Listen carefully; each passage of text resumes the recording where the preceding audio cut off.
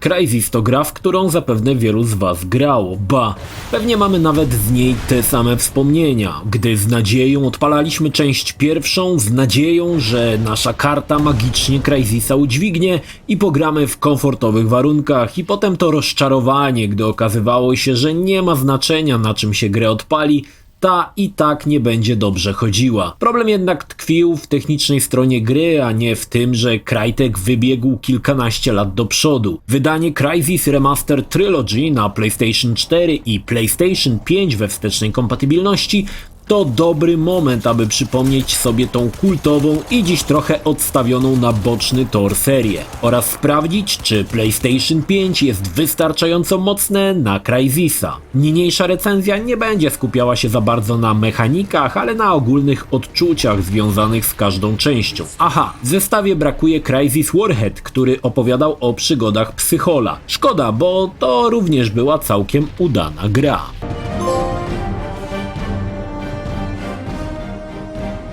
Paradoksem trylogii jest to, że pierwszy Crysis chodzi w najniższej rozdzielczości ze wszystkich. Okazuje się, że PlayStation 5 nie jest na tyle mocarny, aby ruszyć grę w 4K, choć Crytek przygotował dla nas kilka ciekawych rozwiązań. Pierwszy Crysis rzuca nas na wyspę Lingshan, którą przejęło wojsko z Hongkongu, gdzie jako nomad okutany w nanokombinezon wbijamy nieproszeni na imprezę, aby zobaczyć, co tam się zadziało i przy okazji odnajdujemy niezłe cuda i dziwy.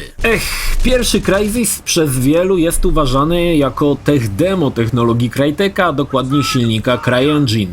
Gra faktycznie wyprzedzała swoje czasy o kilka lat. Na pewno fajnym pomysłem był kombinezon, który potrafi działać w kilku trybach, ale sama mechanika strzelania była już taka sobie. Niby spoko, ale headshoty często nie wchodziły z niewiadomych powodów, postacie wykonywały dziwne obertasy, blokując się na przeszkodach i niestety tutaj tego również doświadczymy. Widać, że pierwszy Crysis był tytułem potężnie niedopracowanym, ale za to pięknym. Jak to u Cryteka. Jak ktoś grał w Rise Son of Rome, no to wie, o czym mówię. Nie oznacza to jednak, że Crysis jest zły, wręcz przeciwnie, to nadal bardzo dobra, choć i bardzo krótka gierka. Co prawda, patrząc na inne FPS-y, nie ma tutaj dużo epickich scen, gra skupia się raczej na przemykaniu krzaczorami z włączoną niewidzialnością i punktowaniem kolejnych wojaków. Całkiem fajnym pomysłem było to, że niemal wszystko w grze możemy podnieść i rzucić, łącznie z wrogimi żołnierzami. Kto nie rzucał wojakiem do góry w trybie siły i nie patrzył, jak malowniczo spada na ziemię, niech pierwszy rzuci kamieniem. W grze dołączono kilka ciekawych mechanik, jak jazda pojazdami, misja w czołgu, czy pod koniec gry misja w latającym Vitolu, ale mimo wszystko czuć, że Crysis był raczej takim poligonem testowym dla CryEngine. No dobra, ale jak się ma ten remaster? Cóż, gra działa w 1080p nawet na PlayStation 5, ale mam wrażenie, że rozdzielczość czasami spada mocno poniżej, przez co gra wygląda, jakby wszystko miała delikatnie rozmyte. Crytek dorzucił kilka trybów graficznych, jak jakościowy i wydajnościowy oraz, uwaga, ray tracing. Tak, można zapykać w Crysisa na konsoli z ray tracingiem, ale w mojej opinii nie ma potrzeby tego uruchamiać. Tryb ray tracingowy potężnie wykastrowano względem tego, co było na PC. Szczerze mówiąc, nawet nie wiem, czy w ogóle pozostały jakieś odbicia. Najlepiej grać w trybie jakość, wtedy na PlayStation 5 mamy jakieś 40-50 ramek na sekundę i jest fajnie. Niestety po wersji konsolowej widać, że minęły lata od premiery. Co ciekawe, tego nie mogę powiedzieć o wznowionej wersji PC-towej, która wygląda o wiele lepiej. Ale wciąż, gdy pomyśli się, że to tytuł, który ma 14 lat, wydaje się wręcz to niewiarygodne.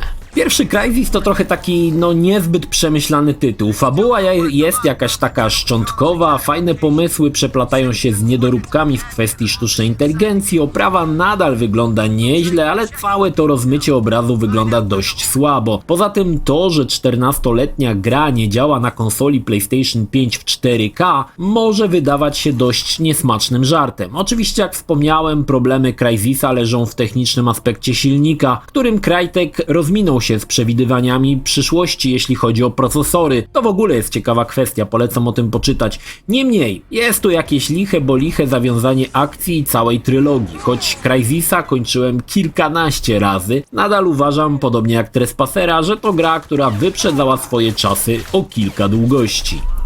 Na koniec historia, którą wszyscy doświadczyliśmy. Gdy Crysis wychodził, krążyły legendy o wymaganiach, jak to źle nie działa, ale okazywało się, że początek po wyskoczeniu z samolotu i potem noc na wyspie były całkiem w porządku i działało to w miarę rozsądnie. Momentem newralgicznym było pierwsze spojrzenie na bazę podczas wschodzącego słońca. Wtedy też zauważaliśmy, że to, co było płynne, nagle zmieniało się w slideshow i niestety potem już było tak przez całą grę. Na PlayStation 5 nie widać tego spadku klatek w tym momencie i raczej gra działa dość sprawnie. Jeśli po 14 latach nadal wasze komputery mają problem z Crysisem, warto zagrać na PS5, gdzie gra działa rozsądnie i można bezproblemowo ją ukończyć, choć rozdzielczość niestety nie powala.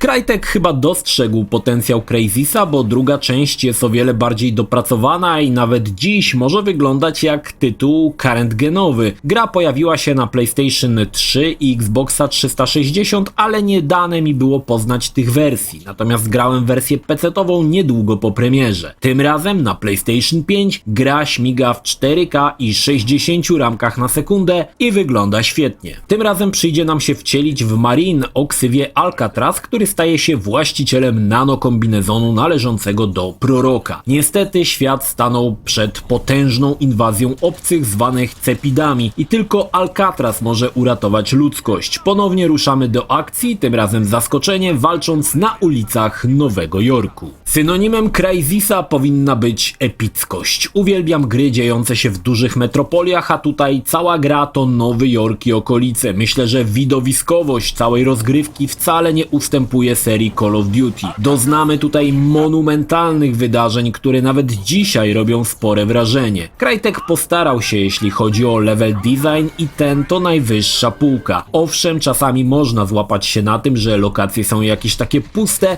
ale jest to dość rzadkie. Natomiast wykonane z ogromną pieczołowitością miejscówki Nowego Jorku cieszą michę. Zwłaszcza jeśli są niszczone w potężnych eksplozjach, a tego tutaj na pewno nie zabraknie. Walące się budynki to tutaj chleb powszedni. Czy coś się zmieniło względem części pierwszej?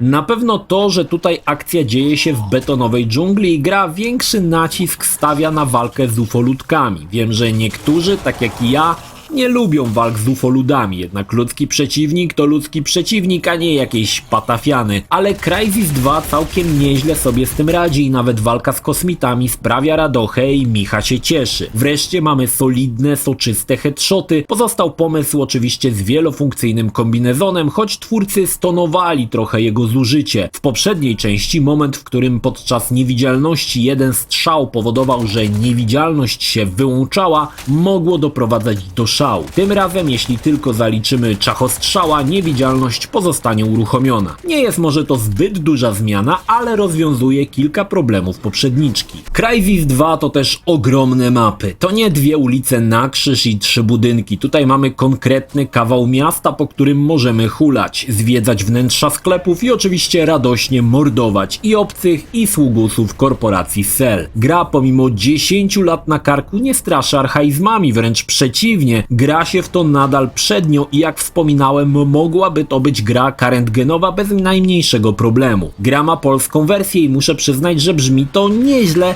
choć z początku miałem pewne opory, ale wraz z rozwojem akcji widać, że gra nie szczędzi soczystych bluzgów i język trepów jest taki, jak powinien być. Szorstki i bez owijania w bawełnę. Podobał mi się też głos kombinezonu, choć słynne włączono maskowanie. Na stałe chyba wyżarło mi się już w mózgu. Tym razem remaster nie bazuje na wersji z PS3, ale na wersji PC-towej. Nie mamy tutaj niestety śledzenia promieni, ale za to gra śmiga w 4K i 60 ramkach bez jakichś dziwnych akcji z rozmyciem. Słowem, jest srogo i tak jak powinno być. To zarazem też moja ulubiona część Crysisa, więc z wielką przyjemnością ukończyłem kolejny raz, tym razem wersję na PlayStation 5.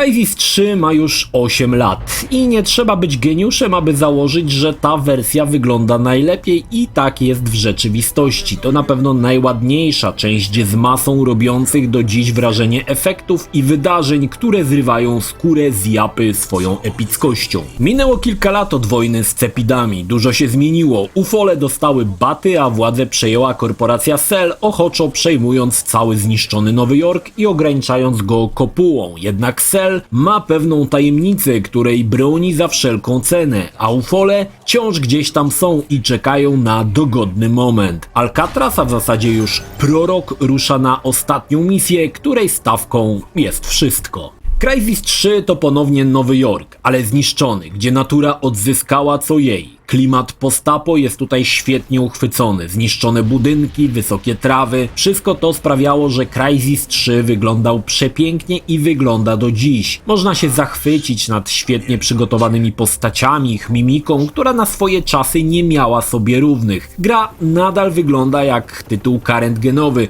wystarczy spojrzeć na pierwszą misję w siąpiącym deszczu, która nadal wygląda przekozacko. Gra niewiele się zmieniła od części drugiej, dodano nam łuk, który jest idealnym cichym zabójcą. Gra zachęca do stania się łowcą i polowania na oddziały Cell. O błędach sztucznej inteligencji z części pierwszej można tutaj zapomnieć. Wrogie wojska przegrupowują się, zachodzą z flanki, chowają za przeszkodami, nawołują się. Jest to bardzo dobrze zrobione i świetnie oddaje wrażenie, że walczymy z oddziałami, które z niejednego pieca chleb żarły, a nie z jakimiś randomowymi przygłupami podłażącymi pod lufę. Crysis 3 to też gra, która ma doskonały level design. Nie raz i nie dwa przystawałem pozachwycać się, jak te poziomy zostały pięknie przygotowane. Wersja na PlayStation 5 ponownie już nie oferuje śledzenia promieni, ale gra działa w 4K i 60 ramkach na sekundę i ponownie remaster bazuje na wersji PC-towej, a nie na tej z PlayStation 3. Muszę przyznać, że wygląda to świetnie i nawet sceny, które są dość intensywne, działają płynnie i bez problemu. Ponownie mamy pełne spolszczenie, które w mojej opinii wyszło ze wszystkich części najlepiej. Ilość bluzgów przebija nawet Zagrajmy w krapa, a to już nie lada wyczyn. Ale są to flugi niewymuszone. Jestem skłonny uwierzyć, że Psychol tak właśnie by się wypowiadał. Ostatnia część to domknięcie trylogii i autorzy doskonale się przygotowali na tę ewentualność. Sceny, których będziemy świadkami, zapadają w pamięć, a walki w porośniętym roślinnością Nowym Jorku to nawet dziś klasa sama w sobie. Podsumowując, trylogia w remasterze to dobra okazja do przypomnienia sobie świetnej serii. Na płytce znajdziemy 3 gry, które będą działać i na PlayStation 4 i na PlayStation 5. Na tej drugiej gra zapewne działa lepiej niż na poprzedniej generacji. Szkoda, że zabrakło miejsca na Warhead, który też chętnie bym sobie przypomniał. Tak czy tak, to nadal świetne tytuły, które pomimo lat się bronią i nadal bawią. Niezależnie czy grałeś, czy to będzie twoje pierwsze zetknięcie z serią, będziesz świetnie się bawić, choć niektórym przebicie się przez część pierwszą może sprawić trudność. Za to 2 i 3